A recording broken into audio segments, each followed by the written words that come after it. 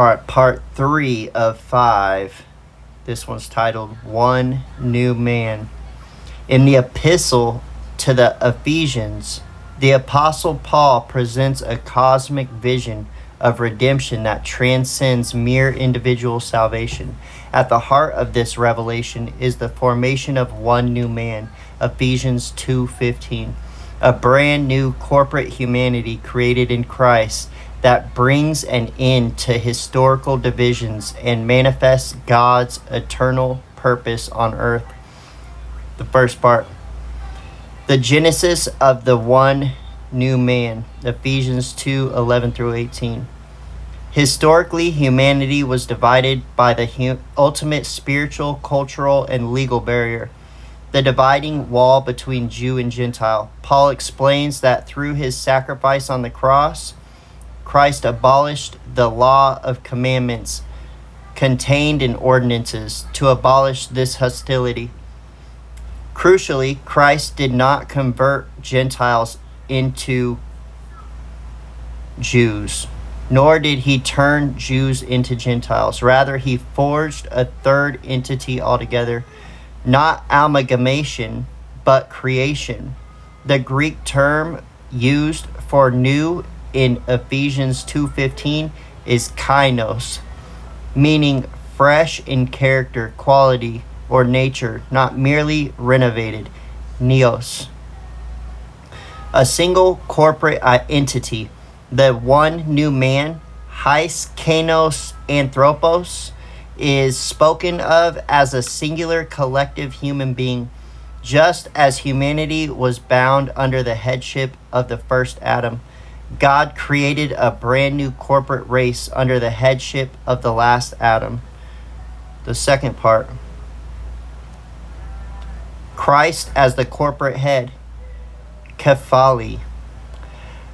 In Ephesians 1:22 and 23 and chapter 4, verse 15 and 16, Paul defines the dynamic governing this one new man God gave him to be head over all things to the church, which is his body, the fullness of him who fills all in all. The relationship between Christ, the head, and the church, the body, functions as a complete organic life system. 1. Source of life and governance. As head, Christ is not merely a political ruler. He is the vital source of life, direction, and authority. The entire body derives its breath, purpose, and impulse directly from him. 2. Organic unity. A head separated from a body is lifeless, and a body without a head is functional chaos. The one new man represents an indivisible union where Christ expresses his full stature through his bodily members. 3. The fullness. Paul describes the church as Christ's fullness. While Christ inherently possesses divine perfection, as the corporate head, he chooses to express his full administrative ruling power and character through his redeemed body. 3. Part 3. Maturation into the corporate head, Ephesians 4:11 through 16. The creation of the one new man is both a positional reality established at the cross and an experiential process unfolding in history. In Ephesians 4, Paul outlines how this corporate body matures.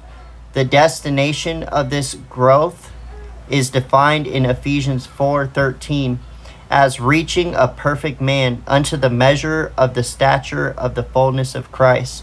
The perfect man here is singular. It is the one new man fully grown, operating with the very mind, authority, and love of its corporate head. Part 4. Theological synthesis. Through Paul's vision in Ephesians, the one new man reveals that salvation is fundamentally corporate and organic. The first Adam birthed a fallen, divided humanity governed by sin and death. The last Adam, Christ, died to break down every wall of partition and resurrect a single unified corporate humanity. As the corporate head, Christ indwells his body, this body, directing every member so that the whole vessel reflects his glory, wisdom, and life-giving power to the entire cosmos. Ephesians 3:10.